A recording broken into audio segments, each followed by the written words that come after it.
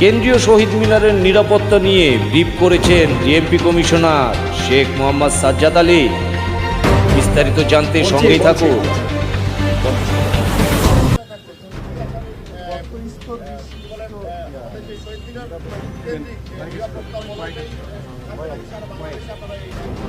সারা বাংলাদেশ তো Dhaka metropolitan পুলিশটা, Dhaka metropolitan পুলিশের আলাদা ব্যবস্থা সবসময় হয়। এবার না, জেলার কথা আমি বলতে পারবো না,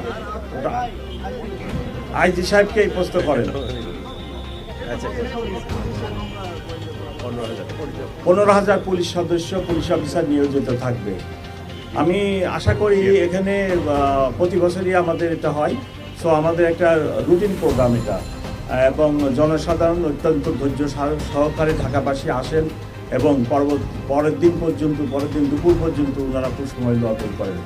আমি আশা করি যে কোনো সমস্যা হবে না, এবং নিরাপত্তা ব্যবস্থা শুধু শহীদ মিনার কেন্দ্রিক হয় না, আমাদের নিরাপত্তা ব্যবস্থা পুরো ঢাকা শহর নিয়ে, এবং পুরো ঢাকা শহরকে আমরা সিকিউর রাখার জন্য সকল সময় চেষ্টা করি। এখনও সেই চেষ্টা করে যাব। আপনাদের সহযোগিতা একান্ত কাজ। সকলকে অনেক ধন্যবাদ। ছিল না অমর 21-এর অনুষ্ঠানেও কোনো নিরাপত্তা সংখ্যা নেই। তথাপি আমাদের নিয়মিত মোতায়েনের পাশাপাশি সোয়াট, dog squad, bomb disposal team, crime scene unit সার্বক্ষণিক প্রস্তুত থাকবে। এছাড়া গোয়েন্দা নজরদারি সহ সাইবার মনিটরিংও জোরদার করা হবে।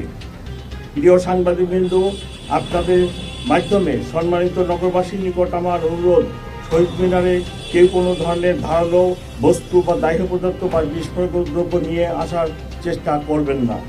সবাই নির্দিষ্ট রুট অনুসরণ করে শহীদ মিনারে প্রবেশ করবেন এবং নির্দিষ্ট রুট অনুসরণ করে প্রস্থান করবেন।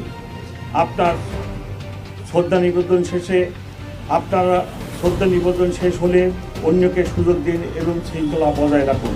প্রিয় উপস্থিতি, নিরাপত্তা ও শৃঙ্খলার স্বার্থে সন্ধ্যার পর থেকে ঢাকা বিশ্ববিদ্যালয় এলাকায় প্রবেশ পথে কিছু ডাইভারশন চালু থাকবে। ঢাকা বিশ্ববিদ্যালয় এলাকায় বসবাসকারী শিক্ষক, ছাত্র, কর্মকর্তা ও কর্মচারীগণ সেসব ট্রাফিক নির্দেশনা অনুসরণ করে আমাদের সহযোগিতা করবেন। আপনাদের সকলকে আন্তরিক ধন্যবাদ। ও আমরা শব্দ নয় সত্য বলি, আমরা গুজব নয় খবর দেই, সদা জাগ্রত আমাদের চোখ। খবর আগে, সত্য সবার আগে। বাহাদুর লাইভ নিউজ একটি নিরপেক্ষ, নির্দলীয়, আন্তর্জাতিক সোশ্যাল মিডিয়া। সত্য জানুন, সচেতন থাকুন। আল্লাহ হাফিজ।